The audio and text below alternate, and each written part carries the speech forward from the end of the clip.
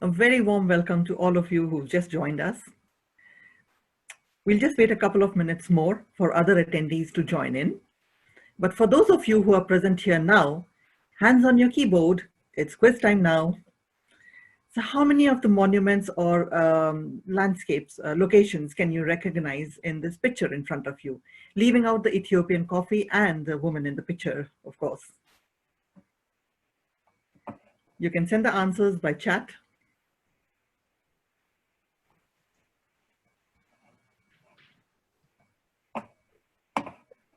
Right. Okay. Yes, Janice, you could also name. Okay, yeah, you can put the names if you know, whatever.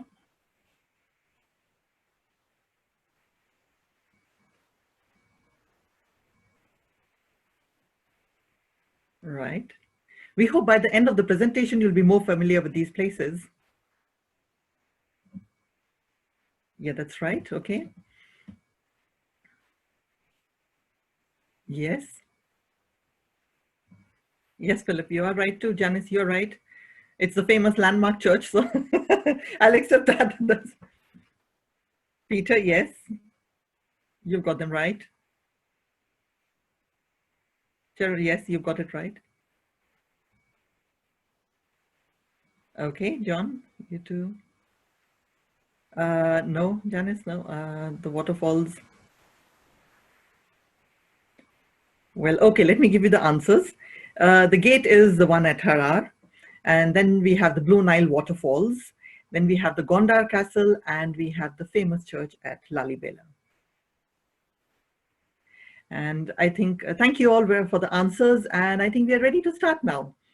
So hello and welcome once again to our series of online events. I'm Sunitha, one of the Ethiopia specialists at Travel the Unknown. Thank you so much for joining us today. Ethiopia is a very vast and a very fascinating country with a lot on offer for every kind of traveler. So it is very diverse, be it the varied landscape from the lush mountains to volcanoes to the endemic wildlife to the ancient tribal traditions. Some of the world's oldest hominids were found in Ethiopia, and it is also one of the world's oldest Christian cultures. Some of you may have already traveled there or have it on your bucket list. There is so much to say about this amazing country, but due to the limited time we have, we will focus today on the cultural north and the endemic wildlife and the landscapes around the Barley Mountains. We are very pleased to have with us today Yvonne Levene. She's the owner of the stunning Barley Mountain Lodge. And Yvonne worked with the Red Cross and traveled around the world with her husband Guy, who was in the British Army. One of their postings was in Ethiopia, where they arrived on Ethiopian New Year's Day in September 2009, or rather September 2002 as per the Ethiopian calendar. They're 7 years behind. So while there, they traveled extensively around the country and fell in love with it. They decided to make Ethiopia their home and built the Bale Mountain Lodge in 2013. The lodge has since been welcoming visitors wanting to get truly off the beaten track and see some of the unique flora and fauna the region has to offer. Today's event will follow the usual format with some general housekeeping rules, followed by Yvonne's presentation. Thereafter, I will give some background on our tours, and we will then have time for questions and answers. So going on to the housekeeping rules once again, please do keep your mics muted and your videos turned off throughout the presentation for better quality audio and video of the speaker. For question answers, you can send us questions through our chat function. For those of you using a laptop or a desktop, you can see the chat icon at the bottom of your screen. For those of you using a tablet or a mobile, you may have access to the chat option via the participants button. So now I will hand you over to Yvonne, and she will take it ahead from there. Thank you. Yvonne, over to you. Hello there, everybody. Yes, I'm just going to begin the talk with the screenshot showing some of the scenes of Ethiopia, and then move on to a map of Ethiopia, which will show the cities and the areas of which I'm going to speak about. So firstly, here's a whole map of Ethiopia. You'll notice that Addis Ababa, the capital, is pretty much in the centre of the country. The country is vast, as Sunita said. We're focusing on this area, which is the historical and cultural north, including the cities of Lalibela, Axum, Gondar and the Simien Mountains. The Omo Valley is a tribal area, fascinating for the various tribes and ladies with the lip plates, but we're not going to focus on that today. We are going to instead look at the Barley Mountains that are in the south east of the country, and the Barley Mountains have been my home since 2013. And the Barley Mountains are part of what we call a southern route as well, going through the Rift Valleys. Various options to get to the Barley Mountains, including driving through the Rift Valleys, or more recently, only in the last 18 months, a flight that goes down there, but more of that later. We start off with a slide from the Ntoto Hills that rise above Addis, and I think this has challenged people's conceptions, or rather misconceptions, that Ethiopia is drought and famine and bare landscape. The Ntoto Hills were where I first actually lived when we moved to Addis in 2009. Had a beautiful location up in the hills overlooking Addis, pretty much like this view, slightly lower down the hills. Menelik II actually was the one who started Addis Ababa in the capital. He originally moved from a place that was quite a few kilometers, probably 100 kilometers away from the current Addis Ababa capital. No one knows quite why he moved from Ankara here, and his first palace was built up in the hills here, but the hills can get quite cold and damp in the winter, so the empress, she rather preferred to be down in the valley, and a temporary camp was placed there in 1886, and in 1889 a new palace built, and it was actually the Empress Taitu who renamed the area Addis Ababa, which actually means new flower, because the valley was full of mimosa flowers. It was actually thought that it wouldn't be very successful as a capital, but Menelik planted the eucalyptus trees, and that has meant that Addis could grow as a capital and develop, because the eucalyptus is still used in construction, in building. It's used as scaffolding, but it's also used as firewood and for cooking. So it was the key to the success of Addis Ababa. We're going to look at some of the places in Addis Ababa. This is St. George's Cathedral, and this cathedral was commissioned by Menelik II to commemorate the Battle of Adwa, in which the Italians were driven out of Abyssinia, as it then was. It's also famous because it was a coronation place of Haile Selassie, and it was partly destroyed by the Italian occupation in 1937, but then restored again later. It's quite famous inside for some paintings by a very well-known Ethiopian artist, at least within Ethiopia, called Afuk Tekle. And just a little story about when I first moved to Addis, I was looking for a lawnmower and went into an area called Piazza, named by the Italians during their occupation. Went in, and there was an old gentleman in there, and we started discussing the merits of lawnmowers. I didn't know who he was, but at the end of our meeting, he said, "Oh, thank you very much. I've enjoyed our conversation." He gave me a business card, and it was Afuk Tekle. I still didn't realise who he was. Left the shop, said, "Thank you very much." He said, "Come over for coffee," and very low key. I've got some paintings, and you might like to look at them. And a friend of mine who is a British artist, she just said, "He's so famous, we have to go there." But sadly, before we could get to visit, he was very elderly and he died. So now I have to go to St. George's to see his paintings. Another interesting cathedral or church within Addis Ababa is the Holy Trinity Church, where Haile Selassie and his wife are buried, along with the last president, Meles Zenawi. but also of interest. And I was very surprised that Sylvia Pankhurst is buried in the grounds of the Holy Trinity Cathedral. And you'll have to find out how Sylvia Pankhurst ended up there. But in Ethiopia, she's not very famous. It's actually her son, Richard, who is the famous one. Moving on, another attraction within Addis Ababa is Lucy. And the Ethiopians will call her Dinknesh, which means thou art wonderful. Lucy was discovered, I believe, in 1974. And rewrote history because this is the earliest skeleton, and scientists realized that our ancestors were walking upright and walking probably 2.5 million years earlier than previously thought. This slide shows the one of the stalls. There are many stalls in Addis Ababa, but one of the big centres is Mercato, and Mercato is a massive, massive market. You'd have to go there with a guide. Various areas, fruit and vegetables, all sorts of things, but wonderful artefacts that are made recently. Some are old artefacts which you're not allowed to take out of the country, but some beautiful artefacts that are made in the old style and make wonderful souvenirs.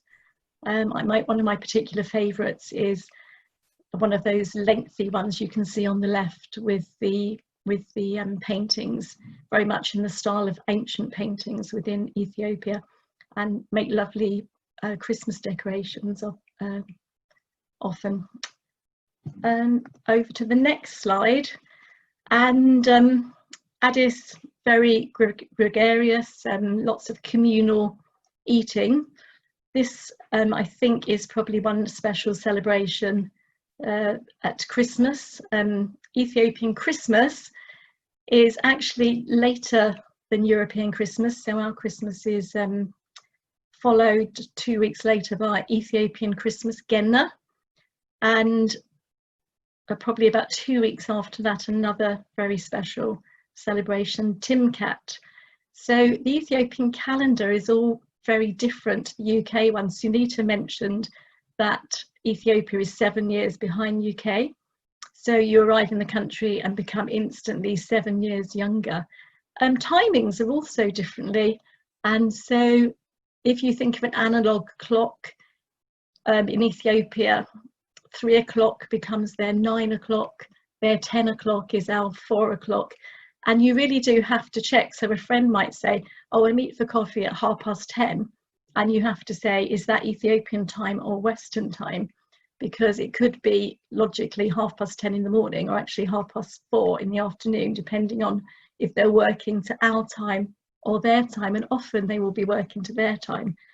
And when you're on your tour, you will notice that most of the drivers actually have their car clock set at Ethiopian time, and it's perfectly logical actually when you think that their 00 hour on the equator is actually 6 in the morning, and so the timing goes from there. So just fascinating little, or rather big, cultural differences really. This is a picture of honey and tej. So the Ethiopians collect lots of honey. I'll talk a bit more about that in the Barley Mountains. But honey is often wild honey from the forests. And a national drink is tej, which is a honey mead. And so the honey is fermented and drunk, usually from, I can't see in the picture here the traditional bottles, but traditionally, when you drink it, you'll have like a little glass bottle that's a bit like a Bunsen burner shaped bottle, little flask, and you kind of hook it around your little finger. It's actually quite strong, so it slides back quite easily, but actually can have a powerful effect depending on how long it's been brewed and fermented. And there is actually a non-alcoholic version as well called bz, which is drank by the Muslim communities. So you'd have that to look forward to trying on your visit. We have here a picture of a traditional meal. A traditional meal would be shared by people. The base here that covers the plate is a pancake-like dish called injera, and injera is eaten with your fingers. So the rolls too are rolled up pieces of injera. It looks, I have to say, it looks a little bit like carpet underlay, and traditionally you would take a bit of the rolled up injera and then use it to pick up one of those individual dishes which would be called stews. They would call them wots. So you'd wrap a piece of wat in a piece of injera, and that's the way that you'd eat it. If you're very good friends with somebody, you would actually feed them with it, which is very strange to us, I think, but that's a great sign of friendship, called a gulshan, where a piece of injera with wat in is given to you directly. The wat in the middle with the egg, that's a very special dish called dorowat, and dorowat is eaten for celebration. So I would say this is more of a celebration meal, because some of the wats on the far side too, kayot and another meat stew, are more commonly eaten for celebrations. A lot of the year Ethiopians are actually fasting. Orthodox Christian Ethiopians are fasting, which means they are vegan, and before Easter there are 3 months of vegan fasting, followed by a big meat eating celebration approximately 2 months before Christmas, and every Wednesday and Friday pretty much throughout the year. So you can say for half the year they would be having a vegan diet. So when these meat stews are made, it tends to be quite special. Another Ethiopian tradition is coffee and the coffee ceremony. It's said that the original Arabica coffee comes actually from Ethiopia in a place called Kaffa. We also have original coffee down in the Barley Mountains, and the coffee was said to be discovered, this is an Ethiopian legend, it was said to be discovered by a goat herd called Kaldi, who watched his goats eat the coffee and the coffee leaves, and they became very excited and animated, and evidently he went to the local monastery and told them his observations and brought some coffee along with him. And the monks originally thought it was some kind of evil thing and threw it in a fire, then decided it smelt so good they ate some of the beans and found that it actually made night prayers a lot easier. That's the tradition anyway that's told very much in Ethiopia. Coffee ceremonies happen pretty much every day, street cafes, but always happen and on special occasions, for ceremonies, for weddings and all sorts of parties. And the lady here, she's just wearing everyday clothes, but if it's a special occasion, traditional wear would be the norm. Moving on, this is rather a fun slide of some very, very old cars in Addis. Huge taxation on cars in Addis, so people tend to keep them running forever. Lots and lots of old Soviet larders like this. Many are taxis. This is a particularly colourful one. We ourselves had an old Soviet Niva, not larder, but Niva, slightly upmarket 4x4, I have to say, but very battered and worn. And Rahul wants to make it known that actually his cars are not this old. We're actually moving out of Addis now to Axum. Axum is 1,000 kilometres north of Addis, 30 miles south of the Eritrean border. In 1980, it became a UNESCO World Heritage Site. It's the oldest inhabited city in sub-Saharan Africa. And between the 3rd century and the 6th century, there was a great Axumite empire that stretched from Axum here to the Sudanese border and Saudi Arabia, and it had a huge trade network to Europe and Asia. During that time, the kings who were based in Axum, when they died, they had these huge stelae erected as monuments, and the tallest one is something like 33 meters. I think this is the tallest one that's now standing. One of them has actually collapsed some time ago, but there's a field of 120 of these stelae, and they are thought to be the tallest ones ever erected in ancient times. They're actually blocks of solid granite that were excavated from a quarry 4 kilometers away, and it was thought that they were brought to Axum and erected with the use of elephants. As I said, the largest one now is actually shattered, and its collapse was said to be due to this destruction by Queen Gudit, who destroyed much of Axum in the 10th century. But actually, archaeologists really think that it was probably that the foundation wasn't strong enough.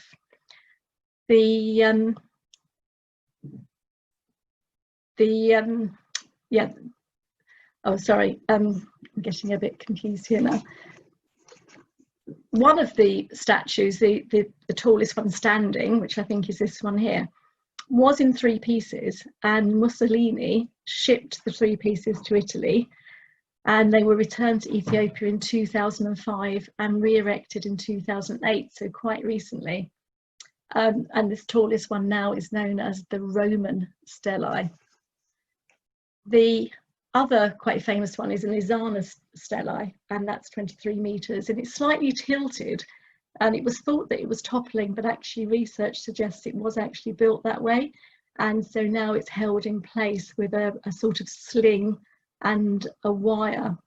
You can see from this picture the tallest stelae, but in the background is a church, and this is kind of symbolic photograph really, because the ancient Axumite kingdom, when that collapsed basically, the Christianity took over, and so the stelae can be seen as the one part of the old pagan belief, and the church in the background, the new Orthodox Christianity that came into being. And I'm going to look at the next slide, which shows the collapsed stelae and a typical building in Axum. And when I went to Axum, I sort of had the feeling rather that we were walking around an old French town with these 2-story, roughly sort of rough stone buildings in place. It looks very much like a French town. Other interesting places in Axum is an ancient swimming pool, which is said to have belonged to the Queen of Sheba. And there is a story that the Queen of Sheba went to see King David and returned with the Ark of the Covenant for safekeeping in her Highland kingdom. And it's thought that the Ark of the Covenant arrived in Ethiopia in the 4th century, and the church, in the last picture, I'll just go back to that, the church of Marian Zion in the background there is an area where in the grounds the Ark of the Covenant is held in a building that is guarded by a priest, and the priest evidently is supposed to be nominated, and he spends a lifetime guarding the Ark of the Covenant until he dies, when a new priest is nominated, and it's a great honor to be chosen. So the city generally is very interesting from the old archaeological stelae Axumite Empire. Not much work has been done on it. I've got a friend called Sam Walker who's from the USA, and he's an archaeologist.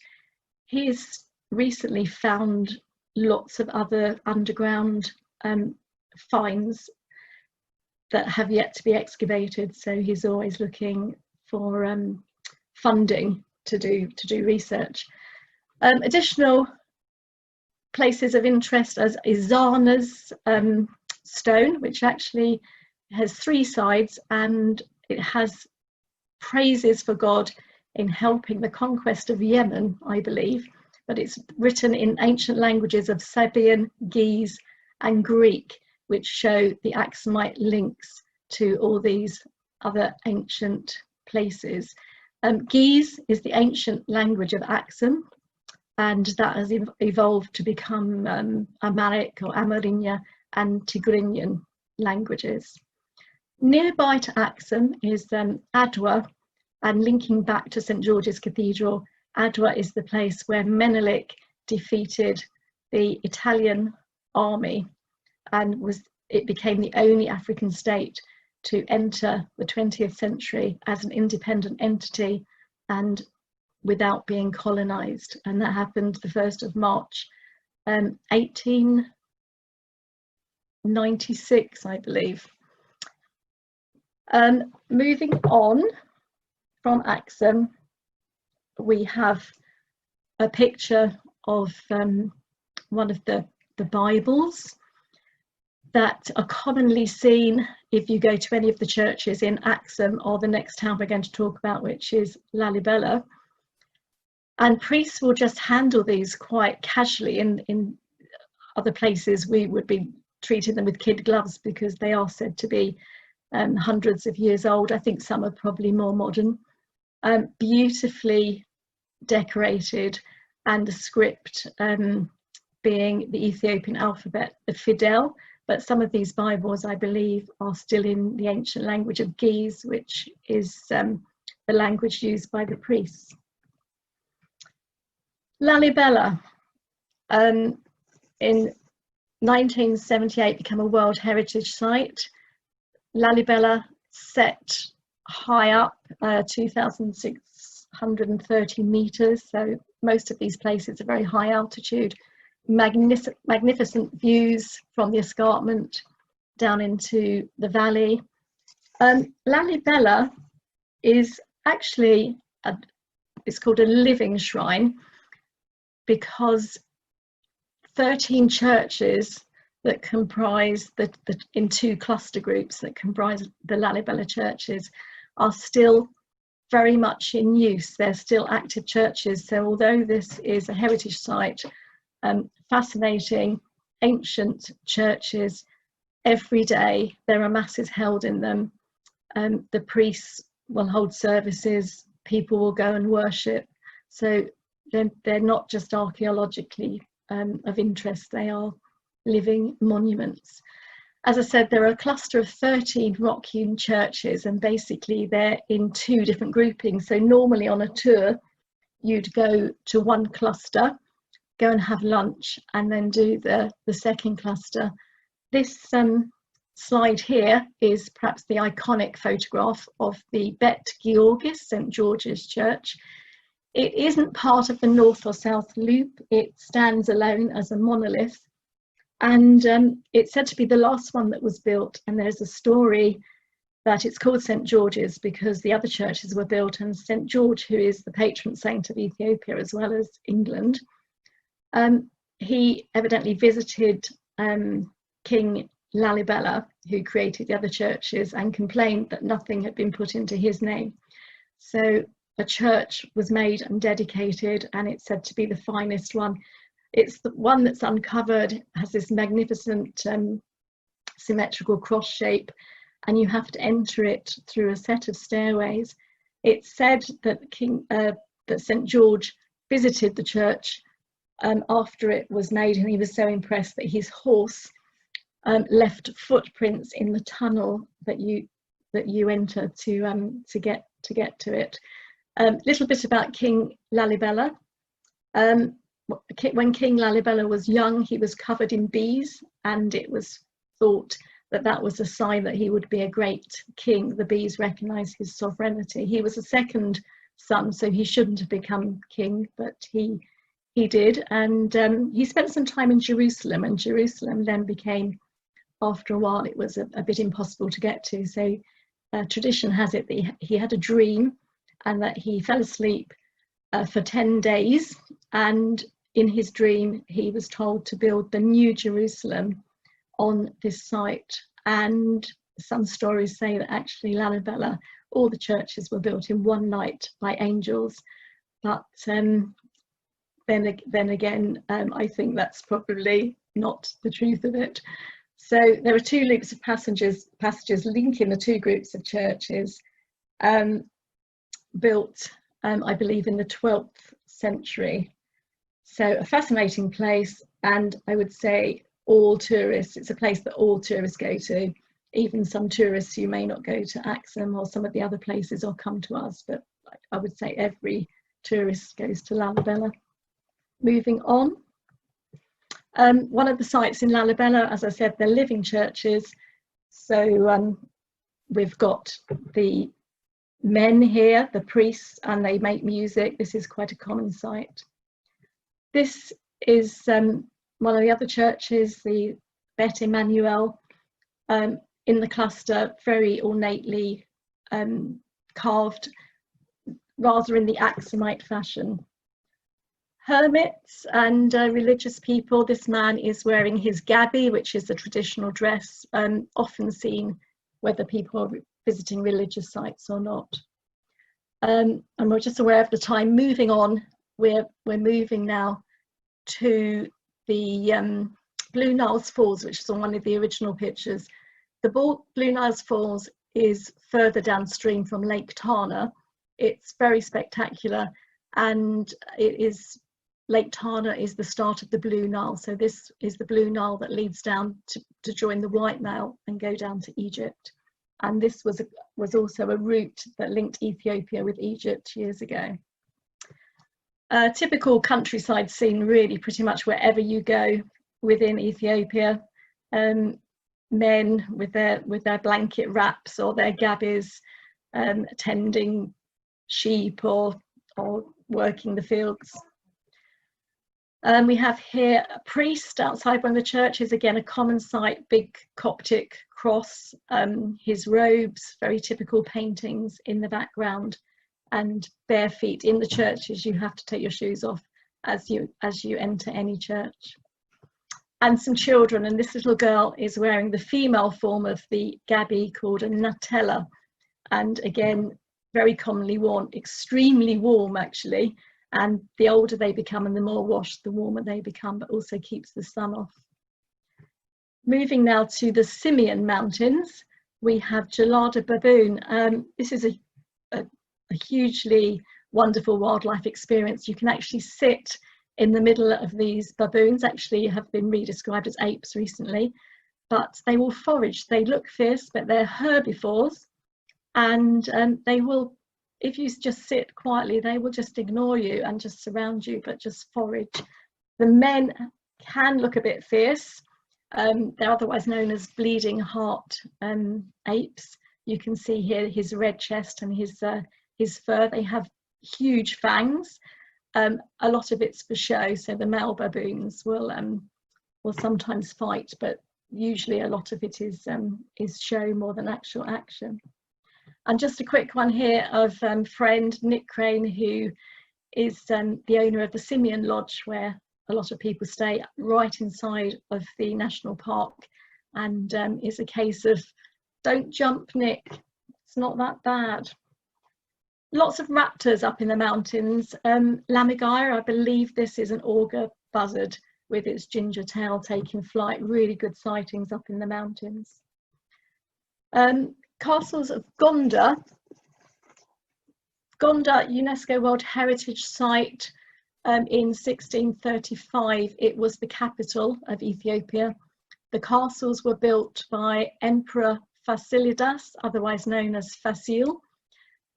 Capital cities had been in lots of different places, but the Ethiopian Abyssinian Empire had virtually collapsed through various reasons. There was quite a lot of infighting about religion, so the Orthodox religion was being threatened, if I can use that word, by the Portuguese Jesuits in favour of Catholicism, King Fasil decided that he would build a new capital in Gondar, castles to defend the capital, and ousted the Portuguese Jesuit Catholic priests. Castles and capitals stayed for quite a while, but again, lots of infighting between subsequent kings. And Fasil died 1667. Johannes I, very famous king, succeeded him, but after that, it all disintegrated a bit into fiefdoms until the monarchy was restored by Emperor Troodos, also a big figure in Ethiopian history. Another view of the castle. Castles are centered in an area of Gondar. Can't quite remember how many castles, I think 6, and some churches all within a walled area known as the Royal Enclosure. Over to Lake Tana, UNESCO World Biosphere Reserve, Ethiopia's largest lake and the source of the Blue Nile, which we said goes to meet the Nile. Boat trips go over because there are islands on the lake, and the islands have monasteries. So this monastery, very different church from some of the churches we've just looked at in Lalibella, different forms of construction. The Ark of the Covenant now at Axum, and actually I have to say the Ethiopians totally believe that the Ark of the Covenant is in Axum, was said to have been housed here until I think it was the 4th century when it was taken to Axum. So interesting places to visit, beautiful paintings as we've discussed, and very Ethiopian faces, beautiful angels on the ceilings that are very typical of the style within Ethiopia. We're going to head down now to my part of the world, which is the Barley Mountains in the southeast. So just a reminder on the map where they are. And this is, I feel like when I drive this road, this is going home to me. This is the road that leads through part of the park up on the plateau. And I know when I get here after a long 8-hour journey that I'm almost home. Here's the park. To the north is the grasslands. Warthog, not like warthog really in Kenya. You can get very close to them. They're not skittish. Will just ignore people. And these fabulous, huge mountain Nyala that also you can become very close to, and they're really not bothered by humans. This section is the plateau, and it is the largest expanse of Afro-Alpine plateau in Africa. Part of the plateau, these rock formations called Rafu, most of this is actually quite unexplored. It's the home of the Ethiopian wolf, which I think is the icon of Ethiopian wildlife. Only 600 in the whole world, all on Ethiopian highlands. And we have about 250 in the park. They do have them in the Simien Mountains, but because of the canyons of the Simiens, they're harder to see, and there aren't so many. But ours are seen because this is a fairly typical scene on the plateau. Rolling expanses, so our guides that are attached to the lodge, very, very experienced at spotting these wolves in the distance, and will say wolf, and I'm saying where, even though I've spent a lot of time up there, and then you can gradually spot them. This also belies the fact there won't be snow in Africa at Christmas, because this is the plateau and we do get snow up there. And in one day, in February, it was known for snow on the plateau, rain at the lodge, and huge heat waves in the town to the south of us. So this is me walking on the plateau in the snowy frost. We're looking now, working towards the forest. We have an escarpment, views from the escarpment, and into the forest section. This is, as you leave the escarpment, the Erica band, huge heathers that become very Hansel and Gretel like trees. And into the lodge, the Hansel and Gretel trees give way to Hygenia forest and bamboo forest. This is one of our cottages, and all our cottages overlook the forest and this natural clearing. The mountain in the background is Mount Gushirali, and behind Mount Gushirali is the plateau. This little chap is Barley Monkey, and he's found in the bamboo line, only 700 in the world, and all found in the bamboo line of Bali. Some views inside the lodge, sitting room, and Gushirali again with the forest. Some animals. We've got Ethiopian wolf on the plateau, mountain Nyala, Menelik's bushbuck. We've got giant mole rats, giant forest hogs, the chap on the left, and the Barley monkey. Many more. We also have forest lions, the Abyssinian black-maned lions, but rarely seen. I've seen them quite a lot, but we wouldn't say to guests, come and see them. It's a lucky find. But we do see the other creatures, and Barley monkeys, not so often seen, but our guides pretty much know where to find them. Endemic birds and mammals, lots of endemic birds. It's classed as Africa's 4th best birding site by the African Birding Club. And that's pretty good considering that tourism is still very low within the Barley Mountains and Ethiopia in particular, but lots and lots of endemics, as you can see here. And the Turocco is Prince Raspolis Turocco, which is found to the south of us and only on the Ginali River. More scenes. The cottage at the bottom is one of our cottages in the forest. We also have 3 cottages that are stone built nearer the lodge that are more warm, and for people who perhaps have more mobility issues or just want to be nearer the lodge, or perhaps single travellers who don't want to be out in the forest. Here's a view of our micro hydro system. There is no electricity in the park, so we had to generate our own. And it's quite a project. It's 1/3 of a kilometre of pipe work, which is pretty much hidden in the bamboo forest, but supplies the lodge. Our eco credentials are first class, so we produce our own green electricity.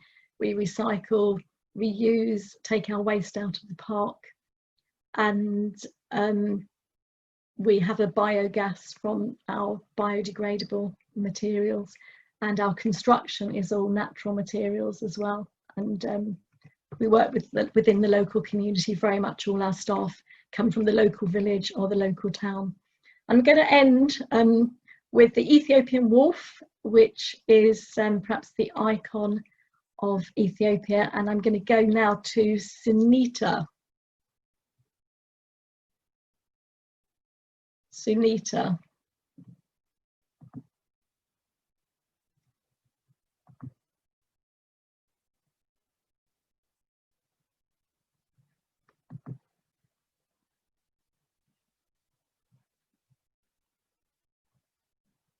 Sunita,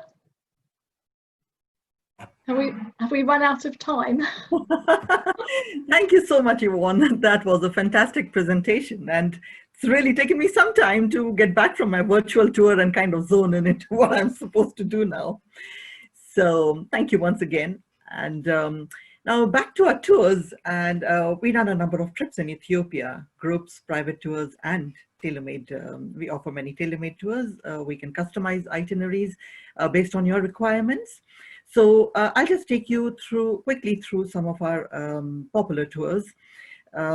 Ethiopia's, sorry, I think I've just jumped that, so I'll have to go back one page. This is where I need to start from. One of our most popular tours of Ethiopia, the Ethiopian Odyssey.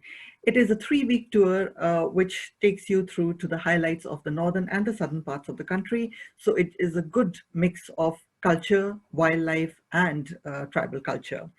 We run 2 group tours every year, one in April and one in September.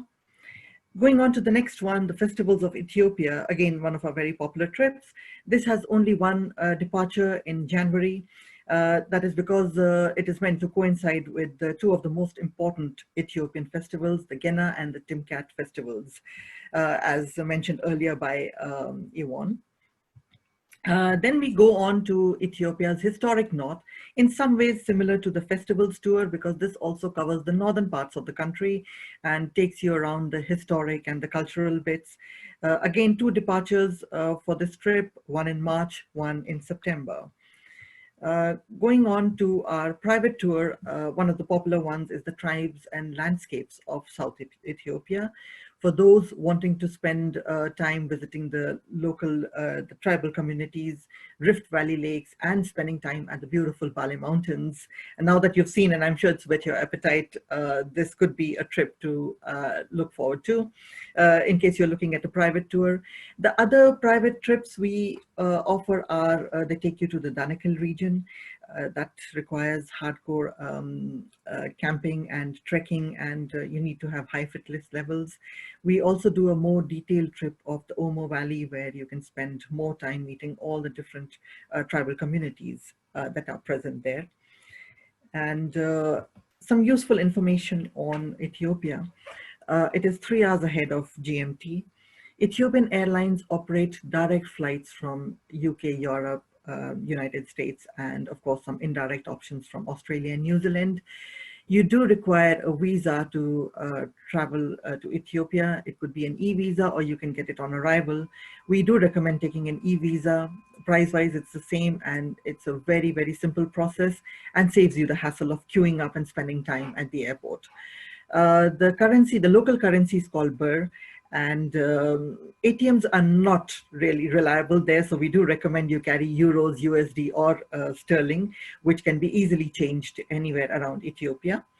While it is a year-round destination, it does vary from region to region, and typically September to March are the best ones to travel. Malaria medication may be required depending on where you travel. So going on to our question answers now. So let's have any questions you have. And Yvonne, if you could join us too, please, for the question answers. Thank you.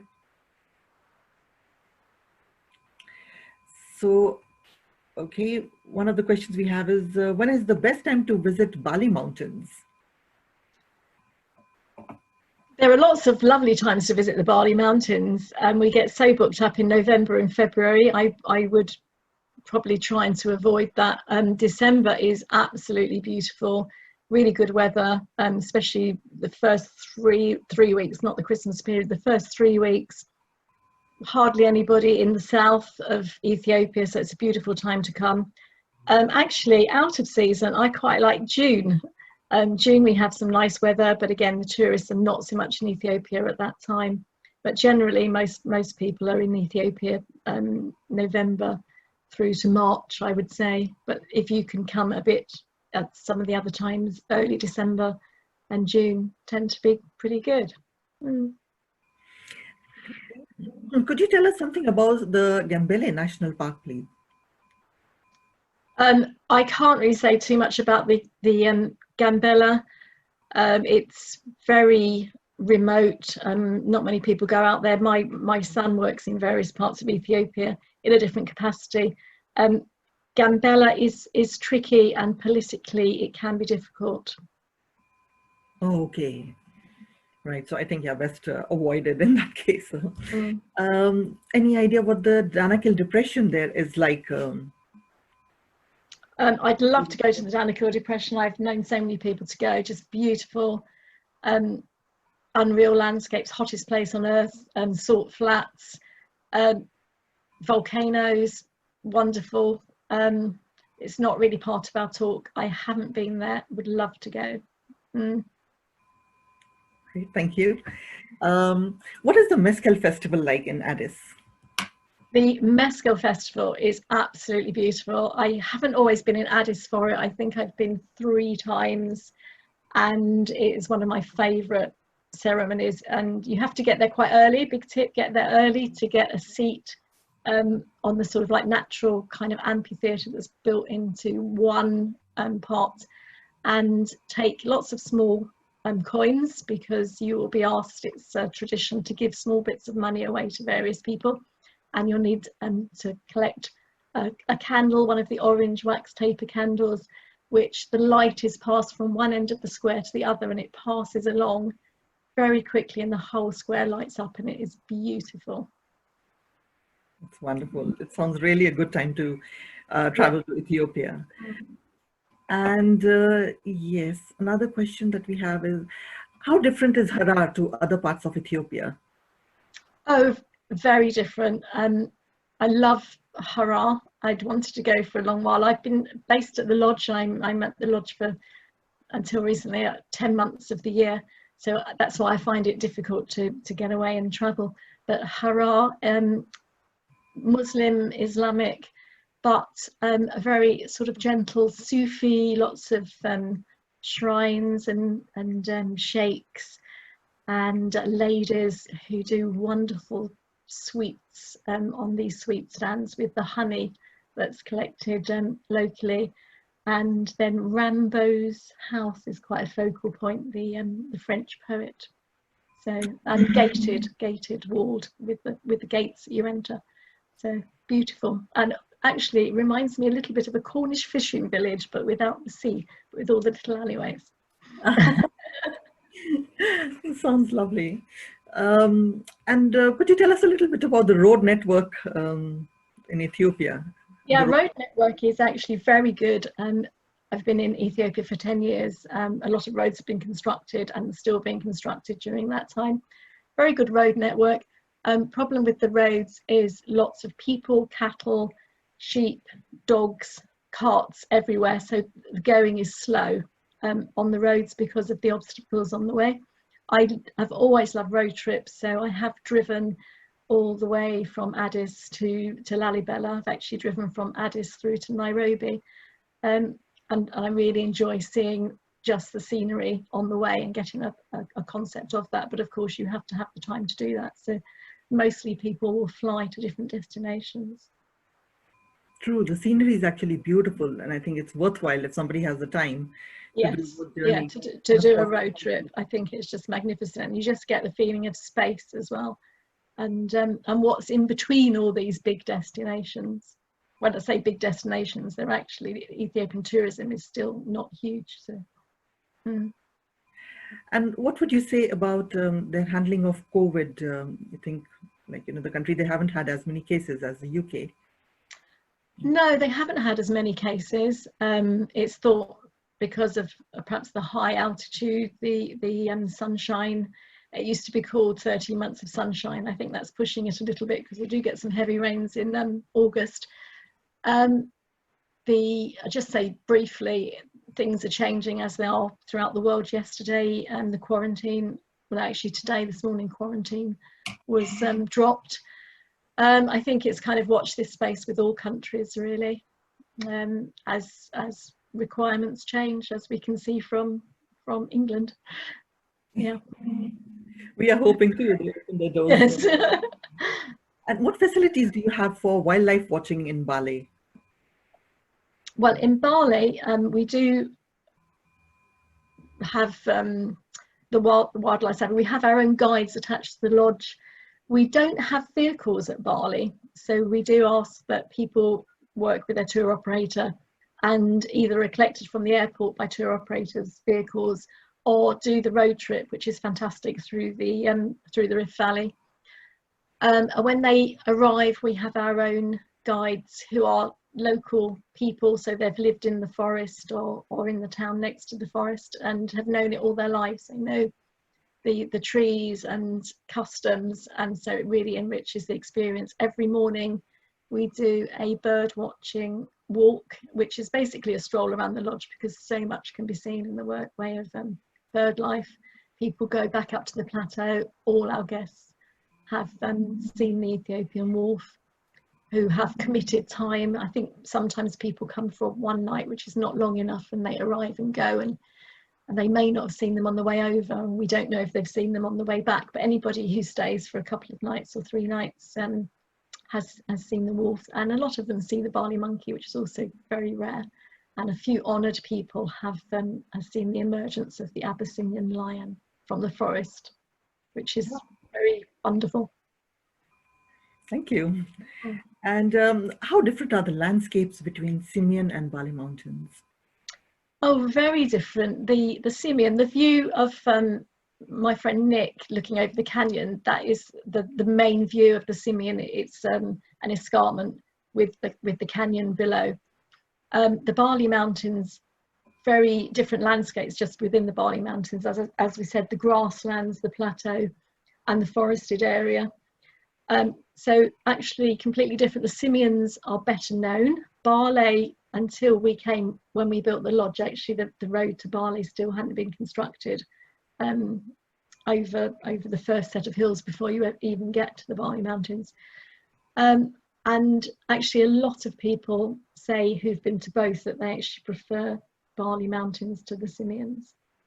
Yeah, but they're totally different. And I as a wildlife experience, if anybody's particularly passionate about wildlife, as a two stop destination in themselves, the Simien Mountains, with, I haven't mentioned the Warrior ibex, which is also a endemic and only found in the Simien. So go to the Simien, sit with the gelato baboons and have a chance to see the Warrior ibex. Come to Bali for all our endemics and the Ethiopian wolf. Yes, I mean, the landscape does look rather stunning there. So thank you. And I think, yeah, that's all the questions. But should you have any other questions about traveling to Ethiopia or any of our other destinations, do send an email to ask@traveltheunknown.com. As Yvonne mentioned, there is a possibility of Ethiopia opening its doors soon, doing away with the quarantine on arrival. So fingers crossed. Turkey is one of our first destinations which opened their doors and eased all the entry requirements. And they also made sure that they had put strict health and safety protocols in place to welcome tourists. And as a result, we currently have a group traveling around Eastern Turkey at this point in time. And there are more people supposed to travel in the next few days. So it's a very positive sign and hope more countries follow soon. We will be hosting more online events in the coming months, and the next 3 months have been confirmed as shown on the screen. Do note the early start times. They're all going to be at 11 a.m. because they're all going to be presented live from various places. Do look out for our newsletter and registration details on our events page. And as always, a recording of this presentation will also be present on our events page soon. Thank you again for joining us today, and thank you, Yvonne, for sharing your wonderful experiences with us. I hope to see you all again next week when we take you to the Philippines. Enjoy the rest of your evening. Take care, stay inspired, and stay safe. Goodbye.